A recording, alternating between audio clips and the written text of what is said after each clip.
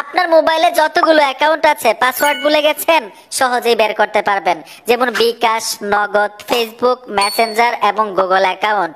এই অ্যাকাউন্টগুলোর পাসওয়ার্ড কিন্তু মনে থাকে না ভাই, সবগুলো অ্যাকাউন্টের পাসওয়ার্ড একসাথে বের করতে পারবেন আপনার মোবাইলটা থেকে। আসেন শিখে আসি।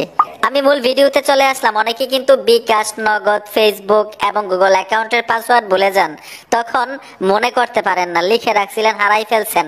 আপনার মোবাইল থেকেই ভুলে যাওয়া পাসওয়ার্ড বের করতে পারবেন, মানে যতগুলো অ্যাকাউন্ট আছে। কিভাবে সম্ভব দেখাচ্ছি। ফোন থেকে সেটিংস অপশনে চলে আসবেন। সেটিংসে আসার পরে একটু নিচে চলে আসবেন। প্রত্যেকটা মোবাইলে কিন্তু এই সেটিংসটা থাকে। এখানে লেখা আছে গুগল, এই গুগলের উপরে ট্যাপ দিবেন। ট্যাপ দেওয়ার সাথে সাথে একটু অপেক্ষা করবেন। এইখানে দেখুন পাসওয়ার্ড ম্যানেজার নামে একটা অপশন চলে আসছে, এই অপশনটার উপরে ট্যাপ দিবেন।